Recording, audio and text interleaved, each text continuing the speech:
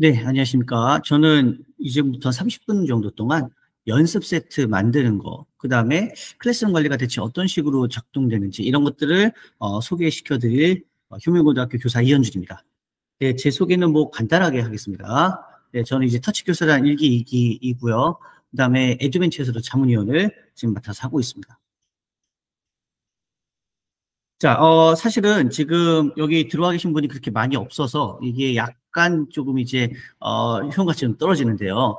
사실은 체험을 실시간으로 같이 좀 하려고 준비를 했었어요. 이게 조금 어려운 얘기긴 한데, 근데 이게 지금 뭐 휴대폰으로 보시는 분들도 계실 수 있고요.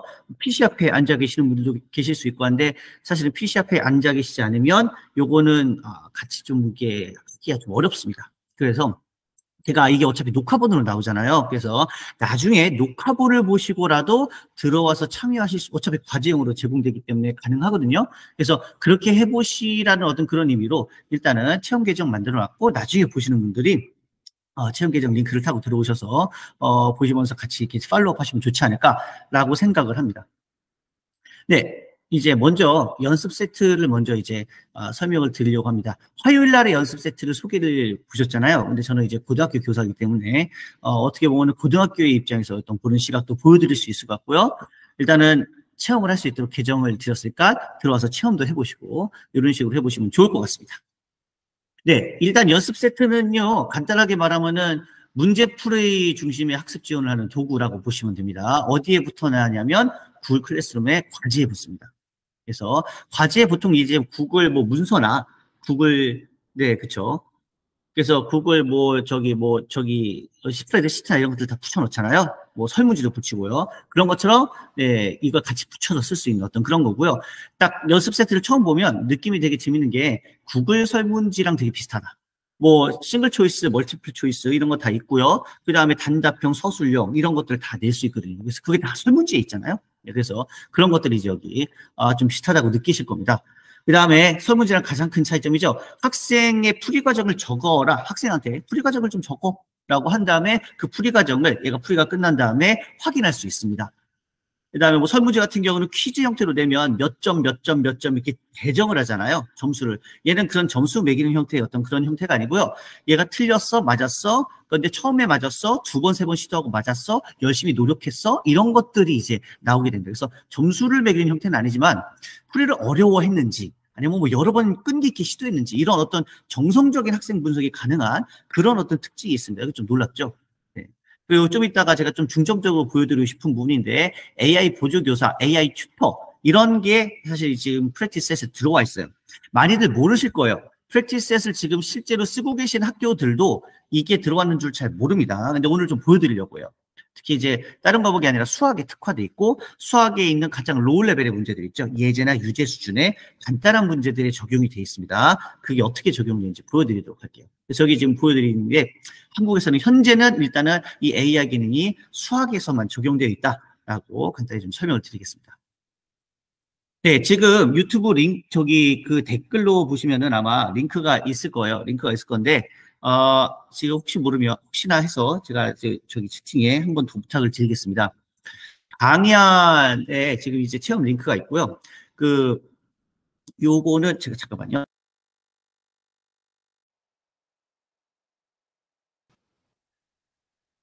네, 저도 잠시 튕겼습니다. 죄송합니다. 네, 화면 공유 다시 할게요. 네.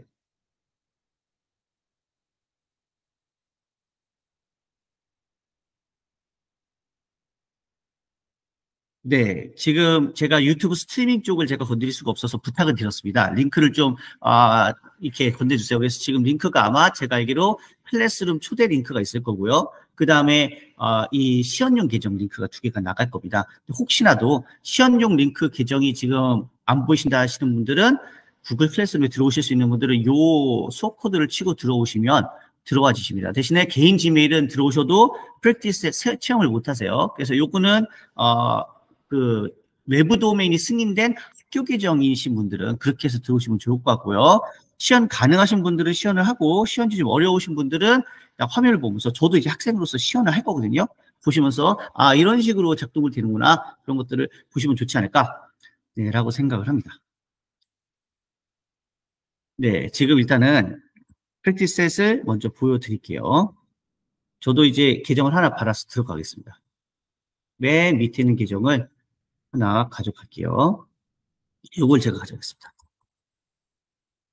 이걸 가져가서 혹시나 나중에 따라 하시는 분들은 저랑 똑같이 따라 하시면 됩니다. 크롬 브라우저가 있으면 여기 사용자 추가 눌러주시고요. 네, 프로필 설정에 로그인에 지금 요 아이디를 넣으시면 됩니다. 넣어주시고요. 그 다음에 1, 2, 3, 4 ABCD로 제가 비밀번호를 고정해 놨거든요. 그래서 똑같이 1, 2, 3, 4 ABCD를 치고, 네, 동의하고, 프로필 추가하고 사용을 하시면 됩니다. 이렇게 진행할 거예요. 나중에 혹시 팔로우업 하시는 분들은 저 지금 이 화면 똑같이 보시고 똑같이 따라오시면 되겠습니다. 자, 제가 구글 클래스룸에 초대를 해놨어요. 이 모든 데모 계정을. 그래서 들어오시면, 네, 학생으로 들어오시면 되고요. 네. 시연용 클래스룸이 여기 있네요. 네. 잠깐만요. 제가 Gmail로 들어가 보겠습니다. 제가 시연용 클래스룸을 2개 만들어 놨는데, 지금 방금 보신 그 클래스룸으로 들어오셔도 되고요. 저는 좀 다른 곳으로 들어오겠습니다. 시연 체험은 둘 다 하실 수 있으니까요. 수락하시고 여기 늦게 들어오신 분들은 방금 보셨던 그 클래스룸에 참여하셔도 될 것 같아요. 네. 지금 여기 에듀케이션 플러스라는 이 클래스룸에 보시면 연습 세트라는 주제가 있고요. 여기에 프랙티스의 시연이라고 해서 이렇게 나와 있습니다. 저는 지금 학생으로 한번 들어가 볼게요. 프랙티스의 시연을 들어가 보면, 네. 연습 세트 로드 중이라고 뜨죠. 조금만 기다리면 세 문제의 수학 문제가 나옵니다. 자, 이 세 문제는 선생님들 풀라고 낸 게 아니겠죠. 여기 수학 선생님들이 몇 분이나 계시다고 제가 풀라고 냈겠습니까? 그래서 답을 미리 알려드리겠습니다. 네, 이게 뭐 답이 저기거든요. 예, 잠깐만요. 제가 강의한 어디로 나왔어요? 자, 강의를 다시 좀 띄워볼게요. 자. 네, 요게 지금 답이거든요. 요게 지금 답입니다. 세 가지 문제가 있는데 1번 답이 요거고요. 2번 답이 요거고 3번 답이 4입니다. 저는 이제 요걸 보고 틀리기도 하고 맞추기도 하고 하면서 같이 한번 답을 넣기도 하고 이런 어떤 시행착오 과정을 한번 겪어볼게요. 학생 기준으로 다시 들어가 보겠습니다. 처음 문제가 이제 이런 거예요. 제가 이거를 교과서 PDF로 그냥 쫙 긁어왔습니다. 좀 이따 보여드릴 건데 자 답을 뭐 아무거나 써볼게요. 5 이렇게 씁니다. 확인을 누르면 이게 답이 틀렸어요. 답이 틀리면 무슨 일이 나냐? 다시 시도하라고 떠요. 자, 여기 지금 깜빡깜빡하고 전구가 깜빡이는 게 보입니다. 얘를 눌러주시면요. 네, 오, 선생님이 힌트를 주셨어. 이 힌트를 보는 겁니다. 그 다음에 두 번째로 시도를 합니다. 사실 여기에 타이핑을 쳐도 돼요. 여기 지금 보시면 수식 키보드라는 게 있어서 여기 뭔가 제가 이렇게 수식을 넣거나 할 때 도움을 받을 수 있는 여러 가지 이런 보이시죠? 네, 정교한 수식 입력 툴이 있는데 아무리 정교해봤자 수식 입력 툴이 얼마나 불편해요. 특히나 애들한테 불편하죠. 애들은 뭐가 좋냐면 필기도구가 당연히 좋습니다. 연필을 선택합니다. 그런 다음에 이런 식으로 적습니다. 자, 지금 제가 필기를 했는데요. 여기 위에 보시면 3 플러스 2i라고 제 필기를 인식한 거 보이시죠? 얘가 글자 인식을 합니다. 너무 그지같이 쓰면, 저기 좀 그지같이 썼나요? 네. 너무 그지같이 쓰면 좀 인식을 잘 못하는데 잘 쓰면 이렇게 인식을 하거든요. 근데 이게 답이 아니에요. 답이 아니에요. 그래서, 답이 맞나요? 답이 큰일 났거든요. 답이 맞았네요. 자, 답이 아닌 걸로 좀 바꿔보겠습니다. 제가 답을 외워버렸네요. 자, 3 마이너스 2 i로 넣고 확인을 또 눌러볼게요. 답이 틀렸어요. 두 번째 틀렸습니다. 그랬더니 힌트가 바뀌었죠. 네, 선생님이 힌트를 2개 이상 넣어주셨나 봐요. 네, 이런 식으로 영상이 힌트로 뜹니다. 한 번만 더 틀려볼까요? 자, 제가 여기다가 네, 뭐 이거 지우고요. 3-2라고 확인을 누르면 네, 또 틀렸어요. 자, 아까 봤던 거랑 다른 힌트가 또 뜹니다. 선생님이 넣어준 힌트가 차례차례 뜨기 때문에 선생님이 단계적으로 계속 틀린 친구한테 직접적인 힌트부터 뭔가 이렇게 간접적인 힌트부터 해서 직접적인 힌트까지 쫙 단계별로 힌트를 줄 수 있구나라는 게 느껴지실 거예요. 이제는 맞춰좀 보겠습니다. 맞춰볼게요. 자, 요게 정답이거든요. 확인을 누르면 드디어 이제 풀이가 끝난 거예요. 맞았어요. 네, 이렇게 맞았다 되고요. 얘는 그냥 정답을 바로 한번 넣어보겠습니다. 얘가 정답이 기억과, 아이고, 이거는 라이팅이죠. 기억과 니은과 리을이죠. 그리고 얘를 풀 때 애들이 풀이 과정을 쓰고 싶어요. 얘랑 이제 막 뭔가 하고 싶어. 그럴 때는 풀이 과정 작성을 눌러주면 이게 풀이 과정을 작성할 수 있는 란이 뜹니다. 로딩이 좀 걸려요. 지금 이게 다 뜬 건 아니고요. 아, 다 뜬 건 맞죠. 요거 이렇게 하면 연필 선택 다 뜹니다. 근데 애들이 패드에다 쓰기 시작하면요. 요 화면이 되게 작습니다. 애들이 여기 몇 자 끄적이면 다 차거든요. 특히나 고등학생은 풀이가 많아요. 애들이 잘 모르고 있는 게 있는데 여기 최대화 기능이 있어요. 그래서 눌러보면 굉장히 커집니다. 화면이 엄청 커져서 여기 한 바닥을 다 풀이 과정으로 쓸 수 있어요. 그리고 이 풀이 과정에 쓴 모든 내용들은 나중에 교사가 다 볼 수 있습니다. 자, 일단 이렇게 하고 열심히 썼어요. 열심히 쓴 다음에 답은 이거일 거야 하고 확인을 누르면 얘는 한 번에 맞았겠죠. 네, 맞았습니다. 다음에 빠르게 갈게요. 얘는 아마 답이 4일 텐데 2 한번 써서 틀려보고요. 네, 틀렸으니까 힌트가 나오죠? 선생님이 처음에 힌트를 주십니다. 그래서 그게 답이 아닌가 보다 하고 또 풀이 과정을 작성합니다. 작성을 하고 아, 답이 4구나 라고 해서 4를 쓰고 확인을 누르죠. 네, 그럼 정답이 맞았습니다. 그래서 다 끝났죠? 확인 끝나서 네, 폭죽이 터졌고요. 이제 이 학생이 뭘 하면 되느냐면 제출을 누르면 됩니다. 자, 제출을 눌러서 선생님한테 내가 이렇게 잘했는지 이제 보여드릴 겁니다. 자, 이제 저는 교사 입장으로 들어가서 이거를 어떻게 보고하는 건지 보여드리도록 하겠습니다. 자, 여기에 제가 방금 들어갔던 그 클래스룸인데요. 교사로서 한번 요 내용을 한번 보도록 할게요. 안내 보기를 클릭하면요. 학생 과제를 클릭하면 수업 통계라는 게 나옵니다. 다른 분들도 지금 몇 분이 지금 이렇게 프랙티스셋을 제출해 주셨어요. 그래서 수업 통계를 한번 들어가 볼게요.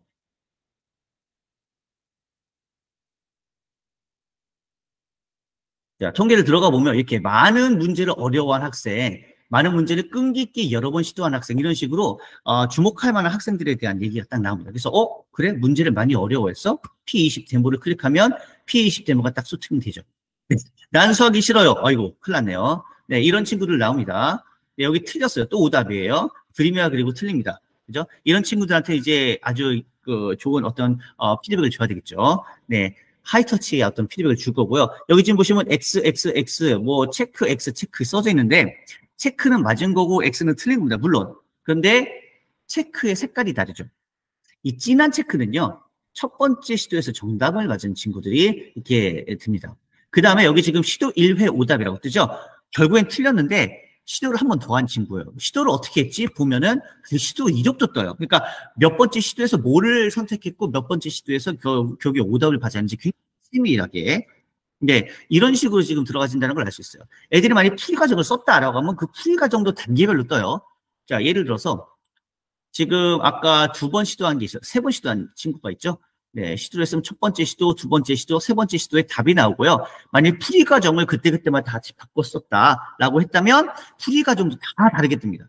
그러니까 애들을 정말 세밀하게 관찰할 수 있다는 걸 보실 거예요. 보실 수 있을 거예요. 그래서 이런 통계 자료를 보면서 프랙티스이 이런 곳에 강점이 있구나. 그 다음에 AI가 이런 식으로 AI 보조교사 역할도 하는구나. 네, 그런 것들을 좀 보실 수 있다라고 간단하게 좀 설명을 좀 드립니다. 강의를 다시 좀 펼쳐볼게요. 네, 그래서 아까 보셨죠? 힌트가 계속 나와요. 힌트가 틀릴 때마다 계속해서 다른 힌트가 나오기 때문에 단계별로 어떤 선생님이 의도를 가지고 힌트를 깔아주는 것도 굉장히 유용하고, 그 다음에 이건 조금 안타까운 문제긴 한데, 우리나라만 말고 외국의 경우, 미국 경우에는 지금 힌트나 영상 외에도 이런 문서가 같이 붙습니다. 도움말 문서가 붙어가지고 학생들이 그 도움말을 보면서 이게 따라가거나 그런 것들이 가능해요. 아마 이것도 이제 업데이트 되지 않을까, 한국에도 생각을 합니다. 자, 아까 보셨죠? 힌트가 틀릴 때마다 지금 계속해서 다른 힌트가 뜨게 이렇게 장치를 만들어 놓을 수 있어서 계속해서 네, 다시 풀 수 있고, 그래서 아까 이제 일부러 틀려보세요이라고 얘기를 했는데 그런 것들이 이제 여기서 나온다라는 거고요. 이것도 보여드렸죠? 답안 입력할 때 내가 쓴 이 답안에 대한 글자가 인식이 돼요. 근데 웃긴 건 우리나라는 X를 쓸 때 이렇게 쓰죠. 이렇게 씁니다. 네, 그렇게 하면 X로 인식 안 하더라고요. 왜냐하면 외국 애들이 이렇게 쓰거든요, X를. 네. 그래서 그건 그냥 뭐 이제 참고용입니다. 그 다음에 아까 보였죠? 전체 화면으로 풀이하는 게 편하다라는 거고요. 아까 보여줬지만 몇 번째 시도에서 무슨 답을 어떻게 썼고 이런 것까지 세세하게 나오기 때문에 학생들을 정말로 정밀하게 관찰하거나 그 어떤 그 프로세스 있죠. 과정을 평가하기 너무 좋다라고 저는 개인적으로 생각을 합니다. 자, 보조교사 시험도 빠르게 한번 해볼게요. 시간이 조금 지체될 것 같아서 조금만 속도를 좀 내보도록 하겠습니다. 제가 교사로서 프랙티스 셋을 만들려고 들어가요. 보여드릴게요. 자, 리소스라는 걸 클래스룸에서 클릭을 하면 새 연습 세트 만드는 게 나옵니다. 저는 다른 건 안 보여드리고요. 오늘 PDF에서 긁어오는 걸 한번 보여드리겠습니다. 그리고 PDF에서 문제를 긁어왔을 때 AI가 이걸 어떻게 읽어서 무엇을 추천해 주는지를 좀 중점적으로 보시면 좋을 것 같아요. 가져오기를 클릭하겠습니다. 자, 뭐 PDF가 여러 개 있는데 중학교 거 한번 갖고 와볼게요. 중학교 거. 자, 요거. 중학교 문제를 제가 일부러 PDF를 떠봤어요. 자, PDF를 이게 바로 이제 그 구글 클래스룸에 불러온 거고요. 여기에서 예를 들면 1번 문제 요거 좋아. 요거를 내가 프랙티스에서 넣을래. 그다음에 뭐 2번 문제도 요것도 프랙티스에서 넣을래. 이런 식으로 넣을 수 있는 겁니다. 요거 4번 문제 요것도 프랙티스에서 넣어야지. 이렇게 그 칸을 이렇게 적은 다음에 질문 가져오기를 딱 눌러주시면요. 질문이 그대로 이렇게 가져와져요. 보이시죠? 네, 얘는 빈 질문이니까 삭제할게요. 제가 긁어온 질문들이 여기 그대로 뜹니다. 여기 살짝 잘려 보이죠? 잘린 거 아니에요. 누르면 이렇게 풀로 화면이 나옵니다. 잘린 거 아닙니다. 오해하지 마시고요. 자, 이걸 제가 좀 기다리고 있어요. 뭔가를 기다리고 있는데 뭘 기다리냐? 자, 지금 좀 기다렸더니 기술에 추천복이라는 게 떴습니다. 보이시죠? 아까 없었죠? 여기 추천복이라는 게 뜨는 거 보이시죠? 이게 뭐냐면 얘가 프랙티스에서 요 PDF를 이제 OCR로 읽어가지고 이게 어떤 유형의 문제인지 파악한 거예요. 그래서 추천을 보니까 서로소예요. 얘가 지금 서로소일 거다. 이 문제가 서로소랑 관련된 문제일 것이라고 추천해 줬고요. 그래? 맞네? 하고 서로소를 클릭해 보면요. 이 서로소랑 관련된 리소스를 이렇게 추가해 주는 겁니다. 보이시죠? 중학수학 서로소, 중1 서로소. 자, 아까 이제 제가 힌트가 단계적으로 제공된다고 그랬잖아요. 얘를 이렇게 바꿔주시면 힌트의 단계가 이게 교사가 커스터마이징 할 수 있게 돼 있어요. 그리고 플러스를 눌러서 힌트를 넣으면 여기다가 직접 교사가 힌트를 넣을 수도 있습니다. 서로소는 배웠지 않니? 자, 소는 서로소야. 자, 지금 시간이 없어서 아무 말 대잔치 좀 하겠습니다. 자, 이렇게 해서 교사가 단계별로 아주 간접적인 힌트부터 직접적인 힌트까지 나눠서 줄 수 있겠죠. 그래서 순서도 재배치를 한다든지 이런 식으로 리소스를 넣어놓을 수도 있는 거예요. 첫 번째 틀리면 요거 나오는 거고요. 두 번째 틀리면 요게 나오고 세 번째 틀리면 이게 나오는 거다. 이해 가시죠? 네, 이런 식으로 힌트를 세팅을 할 수 있습니다. 얘도 지금 보니까 추천이 나왔어요. 추천이 나왔는데 자, 수집합의 최대 공학수가 좋습니다. 이거 맞아요. 맞아서 동영상이 이렇게 나와요. 그런데 자, 보세요. 일부러 제가 이 문제를 긁어온 건데 이거 지금 중학교 문제예요. 근데 이제 머신러닝이 조금 덜 돼 있을 수도 있죠. 지금 보면 고등수학과 초등수학이 지금 리소스로 추천이 뜬 거예요. 잘못 뜬 거죠. 그걸 그대로 쓸 수는 없죠. 얘는 지우시면 되고요. 대신에 리소스 추가에 그럼 내가 직접 검색하면 되겠네 해서 중등 뭐 최대 공약수 요 정도만 검색하면은 당연히 이렇게 제가 원하는 리소스가 바로 찾아지니까 가져오시면 됩니다. 혹시나 AI가 잘못 이제 이 추천을 해줬다면 직접 가져오시면 되니까 큰 문제 없고요. 자, 얘는 한번 볼까요? 추천 보겠는데 얘는 사실 최대 공약수예요. 그런데 이게 문장형으로 돼 있다 보니까 얘가 러닝이 좀 덜 돼서 이게 그 최대 공약수인지 모르고 딴 걸 추천해주고 있죠. 이럴 때는 선생님들께서 직접 최대 공약수라고 써주시면 돼요. 자, 볼게요. 최대 공약수라고 썼더니 자, 최대 공약수랑 관련된 기술을 얘가 다시 소팅을 해주죠. 얘가 만약 이제 많은 거라면 예를 들어서 다항식 같은 경우에 다항식이라고 소팅을 하면 다항식에 관련된 모든 애들 다 나와요. 그래서 얘가 갖고 있는 그 이제 기술들이 다 나열이 되기 때문에 그 중에 원하는 거를 갖고 와가지고 관련된 리소스를 파악하고 가져오거나 이런 것들이 가능합니다. 이해가시죠? 네, 그래서 AI가 추천해주는 걸 그대로 쓸 수도 있지만 잘못 추천해줬다라는 어떤 그런 상황에서는 내가 커스터마이징을 충분히 할 수 있고 기술도 내가 직접 검색해서 갖고 올 수 있다. 네, 그런 겁니다. 그 다음에 이제 추가 도움 말이 좀 중요할 수 있는데요. 추가 도움 말은 애들이 이제 옆에 떠요. 그 뭐죠? 정급 표시 말고 위에 이렇게 따로 추가 도움이라는 게 뜹니다. 그래서 내가 힌트를 선생님이 단계적으로 준 거를 보고도 이해가 안 돼. 다른 리소스를 찾아보고 싶어 할 때 나열될 리소스들을 여기다 쫙 넣어두는 거예요. 이 1, 2, 3번을 통틀어서. 추가 도움말을 열어보면 이런 식으로 아까 걸러졌거나 검색됐던 어떤 리소스들이 기본적으로 뜹니다. 뜨고요. 이거 중에서 뭐 나는 중학교인데 여기 고등수학이 왜 나와? 초등학교 왜 나와? 서 삭제를 하시고요. 여기에도 마찬가지로 리소스 추가가 있기 때문에 힌트나 유튜브를 여기다 추가적으로 넣어서 선생님들이 추가 도움말을 뭐 10개를 다 꽉 채운다든지 최대 10개까지 넣을 수 있습니다. 넣어가지고 이제 활용을 하시면 학생들이 정말로 단계적으로 스텝 바이 스텝으로 뭔가를 배우거나 할 때 굉장히 도움이 되겠죠. 그래서 이런 것들이 이제 연습 세트 설계할 때 나옵니다. 여기 이게 그 톱니바퀴가 있으면 우리는 항상 뭔지 궁금하잖아요. 톱니바퀴도 한번 눌러보시면요. 이제 이런 설정들이 있습니다. 아래 거는 뭐 사실은 뭐 우리나라랑은 별로 관계 없을 것 같아요. 이게 영어 얘기고요. 등가의 답변 허용. 이건 좀 중요할 수 있죠. 답이 2분의 1일 수도 있지만 0.5라고 대답을 하는 친구도 있을 수 있잖아요. 그런 것들이 이제 등가의 답변 허용을 누르면 네, 이제 그런 것들을 다 똑같이 계산해 준다. 네, 이런 옵션들이 여기 추가로 있다라고 보시면 됩니다. 저는 하여튼 프랙티스 셋을 보면서 여러 가지 굉장히 매력이 많다라고 지금 사실 느끼고 있고요. 네, 이거 보신 거죠. 네, 직접 검색하실 수 있다. 그 다음에 단답형 같은 경우는 애들이 굉장히 다양하게 답안을 입력할 수 있어요. 자, 4번 문제 보면요. 최대 몇 명인지 구하시오라고 돼 있죠. 근데 이게 그 4라고 쓸 수도 있는 거예요, 애들에 따라서는. 혹은 4명이라고 할 수도 있고요. 뭐, 넷이라고 쓸 수도 있고요. 그러니까 다양하니까 이런 단답형 같은 경우는 답안을 여러 개를 깔아놓으면 그 중에 하나 맞으면 정답. 이렇게 해도 세팅을 할 수 있기 때문에 여러 가지 융통성을 발휘할 수 있겠죠. 힌트 제공되는 순서는 여기서부터 이렇게 차례대로 나갑니다. 그래서 선생님들이 힌트를 세팅할 때는 이런 순서대로 나가시면 되고요. 네, 그렇습니다. 그 다음에 내가 만든 연습 세트 공유 가능해요. 나중에 연습 세트를 만들어 두시면요. 링크 공유라는 게 뜹니다. 요거 눌러서 네, 그 허용 누르고 링크 박스에서 뿌려주면 네, 우리 저기 뭐죠? 워크스페이스 안에 있는 교사들이 갖다가 쓰는 것들이 가능하다라는 겁니다. 자, 그래서 요약을 잠깐만 한번 해볼게요. 연습 세트가 어떤 의미를 가지냐? 저는 일단 처음에 딱 보는 순간, 야, 이거 AI 튜터랑 AI 보조교사에 대한 굉장히 좋은 이슈구나라는 걸 사실 생각을 했습니다. 저는 또 터치교사 연수를 하다 보니까, 1기 터치교사 연수 때 AI 튜터랑 보조교사에 대한 예시로 프랙티스를 바로 소개를 해줬거든요. 보셔도 강력하지 않나요? 네, 그래서 그런 것들. 그 다음에 보통 AI가 강력하게 적용되면 적용될수록 교사의 설계권이 보장이 잘 안 됩니다. 근데 아까 보셨다시피 내가 마음대로 커스터마이징 할 수 있어요. 얘는 추천만 해주는 거예요. 추천만 해주는 거에 대한 순서를 정한다든지 빼고 넣고 하는 것들이 다 내가 주도적으로 할 수 있다라는 어떤 그런 것들이 또 강점이 될 수 있습니다. 자, 그 다음에 저는 이건 되게 중요하게 생각하는데요. 이것 때문에 제가 사실은, 연말에 사실 구글에서 저한테 이제 요청을 했던 게 있어요. 수학 머신러닝을 시켜야 되는데, 문항을 좀 만들어 달라라는 요청을 했었는데, 제가 그때 너무 욕심 부리지 마시고, 가장 기초적인 예제 유지만 넣으세요. 라고 제가 요청을 드렸어요.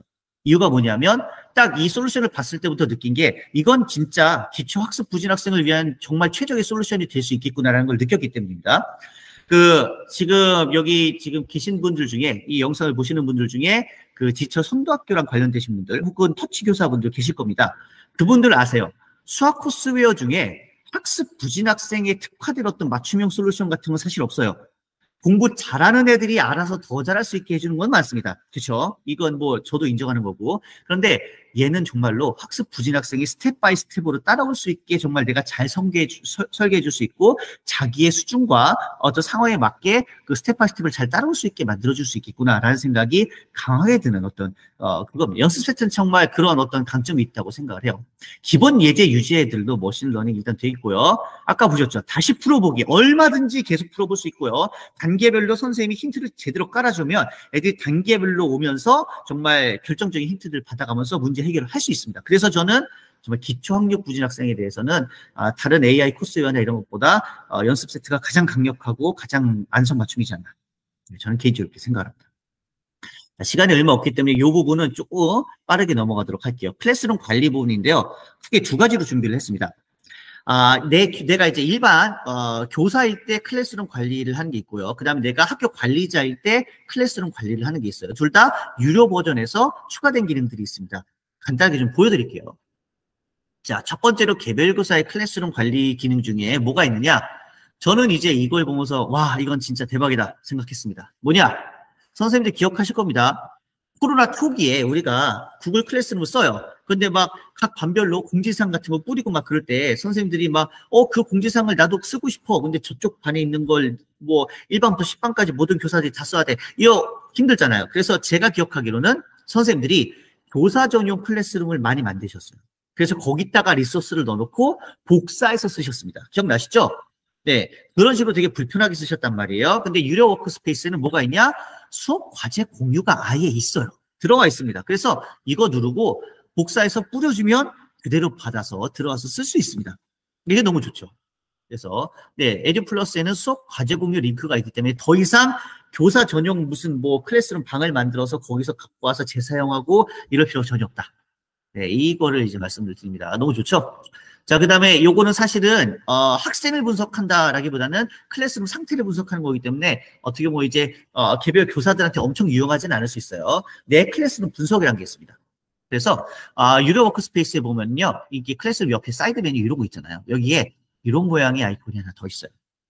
얘를 누르면 이런 식으로 클래스룸의 어떤 과제 제출 상태나 평균 성적이나 활성 상태 수나 이런 것들 나옵니다. 제가 요거는 이제 외국 잠깐만요. 요거 말고 외국 계정으로 잠깐만 살짝 빠르게 보여드릴게요. 네, 여기 있네요. 네, 지금 보면은 요런 클래스룸에 들어가 여기 있는 거예요. 요걸 딱 누르면 내 클래스룸에 대한 활성 학생 수가 몇 프로고 과제 제출 상태가 어떻게 되고 이런 것들이 여기서 이제 뜬다라는 겁니다. 네, 이런 식으로 뜨겠죠. 자, 그 다음에 그 관리자 부분에서 한번 또 볼게요. 워크스페이스 관리자는 클래스룸 분석이 아예 전 학교에 대한 클래스룸 분석이 가능합니다. 요거는 저희 학교를 보여드리면 정말 개인정보 노출이 어마어마하게 들어가기 때문에 데모 계정으로 이제 보여드리는 걸 잠깐 한번 보여드릴게요. 이 데모 계정인데요. 애널리틱스를 한번 클릭해 보면요. 영어로 나올 겁니다. 데모 계정이라서. 호그와트 스쿨로 데모 계정이 지금 들어와 있고요. 지금 과제 완료 비율, 평균 성적, 활성화 학생 비율 이런 것들이 이게 다 하나하나가 클래스룸이거든요. 한 명 한 명 클래스룸에 대한 어떤 요약본으로 이렇게 제공이 됩니다. 예, 그래서 이런 식으로 뭔가 관리자가 뭔가 본다든지, 예, 그래서 여기에 대한 어떤 데이터를 분석한다든지 이런 것들이 여기서 가능하다라는 것들을 확인할 수가 있습니다. 네, 그 다음에 이것도 이제 되게 저한테 유용하다고 생각하는 건데요. 자, 제가 구글 클래스룸을 좀 하는 사람이에요. 그러면 무슨 일이 벌어지죠? 학기 초에? 학년 초에? 내 클래스룸에 뭐가 잘 안 돼. 나와서 도와줘. 이걸 어떻게 하는 건지 좀 알려줄 수 있니? 뭐 아니면은 뭐 과제를 내가 이렇게 해서 이렇게 제출해서 이렇게 수업받고 싶어. 어떤 방법이 있을까? 항상 그럼 어떻게 합니까? 제가 그 클래스룸을 찾아가야 되잖아요. 그래서 선생님 그 교무실에서 잠깐 대기하세요. 제가 5분 후에 찾아갈게요. 찾아가서 선생님 그 PC 열어주세요. 한 다음에 보고 애들 이렇게 하는 겁니다. 가르쳐드리잖아요. 이제는 그러실 필요가 없는 겁니다. 이것도 이제 데모 계정으로만 보여드릴게요. 네, 데모 계정으로 못 보여드리는구나. 요거는 그럼 화면으로 보여드리겠습니다. 데모 계정에 여기 구현이 안 돼 있어서. 자, 그 유료 계정 워크스페이스의 관리자 권한까지 다 받으신 사람들은 수업 보기라는 메뉴가 새로 생겨요. 요걸 눌러주시면 이렇게 학교 소식 알아보기라는 새 창이 뜨는데 여기에 선생님 이름을 입력하면 선생님이 딱 나와요. 그 선생님은 제가 저희 학교에 임의의 선생님을 데리고 왔는데요. 선생님을 클릭하는 순간 이렇게 선생님이 그 개설해 놓은 모든 수업이 다 뜨거든요. 이렇게. 그래서 그 선생님 수업에 대한 애널리틱스도 당연히 볼 수 있을 뿐더러 뭐도 가능하냐? 그 선생님 수업을 방문하는 게 가능해요. 물론 이렇게 하면 굉장히 프라이버시 노출 같고 뭔가 이제 개인정보 뭔가 문제가 있는 것 같잖아요. 그래서 당연히 안전장치가 돼 있습니다. 어떤 안전장치냐? 몰래 방문은 원칙적으로 불가능합니다. 그래서 여기를 방문하겠다라고 클릭을 하면요. 이렇게 이게 떠요. 뭐 때문에 방문하니 너? 그래서 이렇게 메시지를 넣을 수 있고요. 수업 방문을 눌러요. 네, 그래가지고 이제 이게 알림이 전송되고 내가 여기다 넣은 메시지가 그 상대방한테 가는 겁니다. 네, 그렇게 한 다음에 이제 방문이 되기 때문에 네, 몰래 들어갔다 나오거나 이런 건 절대로 안 되고 그래서 결국에는 다른 선생님의 클래스룸에 있는 어떤 문제를 해결해 준다든지 이런 거 할 때는 굉장히 이런 식으로 수업 방문을 통해서 내 자리에서 굉장히 요긴하게 선생님들 도와드릴 수 있다라는 거를 설명을 드립니다. 네, 제 맡은 파트는 여기까지고요. 다음에 이어서 이서영 선생님께서 네, 원본송 보고서랑 뭐 공유할 일 추가란지 이런 것들을 설명해 주시도록 하겠습니다. 네, 감사합니다. 네, 이소영 선생님이 잠깐 접속에 문제가 생기신 것 같아가지고요.